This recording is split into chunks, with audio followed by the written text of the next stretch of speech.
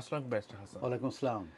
Recently একটি বাচ্চাকে murder করা হয়েছে এবং মার্ডার করেছে তারই অ্যাডপ্টেড প্যারেন্টস, এবং এই জন্য তাদেরকে দৃষ্টান্তমূলক শাস্তির ব্যবস্থাও করা হয়েছে। সেই সম্পর্কে যদি আপনি আমাদেরকে বিস্তারিত বলতেন। একজন টিচারকে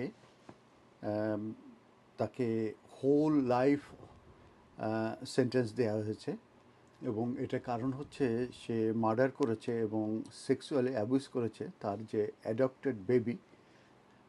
তার নাম হচ্ছে প্রেস্টন ড্যাভি, যার বয়স হচ্ছে 13 মান্থস। জ্যামি ভার্লি 37, যে টিচারের কথা আমি বলছি, এবং তার পার্টনার জন ম্যাকুয়েন 32। তাদের দুজনকেই 19 জুন 2026 প্রেস্টন ক্রাউন কোর্ট থেকে এই সাজাটা দেয়া হয়েছে। এবং ভার্লি, যে যার কথা আমি বলছি, যে টিচার, তাকে কনভিক্টেড করা হয়েছে of the murder of his adopted 13-month-old সান প্রেস্টনকে, এবং তার যে ম্যাকুয়েন, তার যে পার্টনার, তাকে কনভিক্টেড করা হয়েছে কারণ হচ্ছে সে অ্যালাউ করেছে এই বেবির ডেথ হতে, মৃত্যুবরণ করতে, এবং তাকে সে সেক্সুয়ালি অ্যাসল্ট করেছে।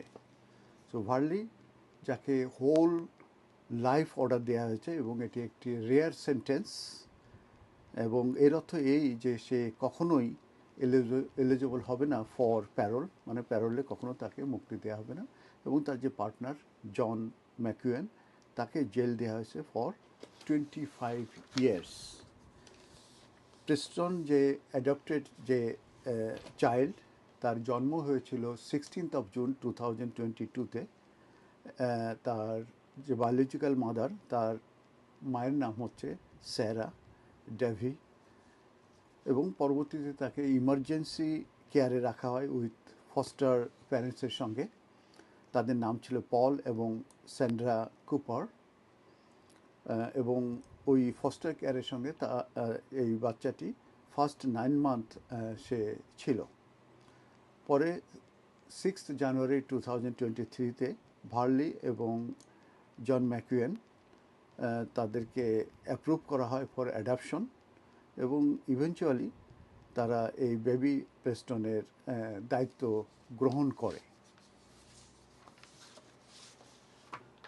তো যেটা আমি বলছিলাম, যে ভার্লি যে মূলত ব্ল্যাকপুলে সেই সময় এই পুলিশ মূলত তাদের বিরুদ্ধে এই চার্জ গঠন করে, যে চার্জগুলো গঠন করে, এবং যেসব চার্জের জন্য তারা গিলটি হয়, সেই চার্জগুলো নিয়ে আমি একটু বলছি এই কারণে যে তারা অনেকগুলো মূলত ইনজুরি এই ছোট বাচ্চাকে করেছিল। প্রায় 40 ইনজুরিস তার সাফার করেছে, পোস্টমর্টেম রিপোর্টে এটা পাওয়া যায়।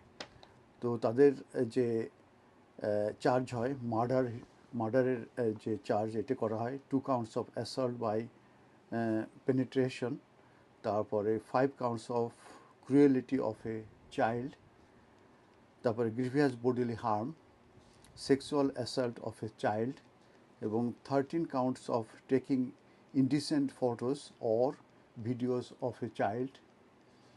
এবং তার ভিতরে এই ছবিগুলো ডিস্ট্রিবিউটিং করা হয়েছে টু কো-অ্যাকিউজড, যে তার পার্টনার জনকে, এবং এই ফটোটা তারা ছিল ইনডিসেন্ট ফটো, সেটাও কিন্তু এরা কনভার্ট করেছে।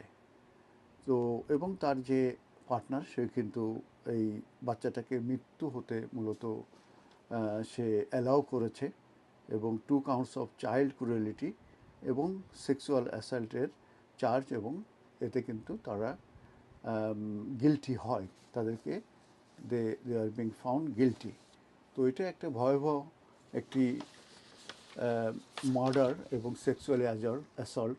13 years old একটি অ্যাডপ্টেড বাচ্চা সম্পর্কে আপনাদেরকে বললাম, এবং তার যেটা দেখলাম যে 40 ইনজুরিস এই বাচ্চাটি সাফার করেছে, এবং তাদের বিরুদ্ধে এটা অলরেডি শাস্তি হয়ে গেল 19 জুন 2026-এ। তো এই বাচ্চার বাবা মা, তারা খুবই মর্মাহত, এবং তারা স্টেটমেন্ট দিয়েছে, এবং এটা কোনোভাবেই গ্রহণযোগ্য না যে 13 মাসের একটি বাচ্চা সে এইভাবে সেক্সুয়ালি অ্যাসল্ট এবং মার্ডার হয়ে গেল। এবং সেক্ষেত্রে এই যে জাজমেন্টের ভিতরে অনেক কিছু লেখা হয়েছে এবং সেখানে কিছু প্রস্তাবও দেওয়া হয়েছে যে মূলত এই অ্যাডপশনের সময় মূলত সোশ্যাল ওয়ার্কার তাদের ওই বাসায় যাওয়া উচিত অ্যাপয়েন্টমেন্ট নিয়ে কিংবা অ্যাপয়েন্টমেন্ট না নিয়ে, এবং যারা অ্যাডপশন নিবে তাদের আসলে ব্যাকগ্রাউন্ডও চেক করা। এই ব্যাপারে অনেকগুলো প্রপোজাল, এই প্রস্তাব এই জাজমেন্টের ভিতর দেওয়া হয়েছে। তারপরেও আমি বলবো যে একটি বাচ্চা 13 বছরের অকালে ঝরে গেল। সে হয়তো অনেক কিছু হতে পারতো, কিন্তু সে হতে পারল না। কিন্তু সে তাকে 40 ইনজুরি সে সাফার করেছে এবং সেক্সুয়ালি অ্যাসল্ট সহ তাকে মার্ডার করেছে। এটা কোনোভাবেই গ্রহণযোগ্য না। আমি এটা তাদের ফ্যামিলির প্রতি সিম্প্যাথি জানাই। তারা যেন এই সিচুয়েশন থেকে রিকভারি হয়, এবং বাচ্চার ব্যাপারে আমি অত্যন্ত দুঃখ প্রকাশ করছি। ধন্যবাদ।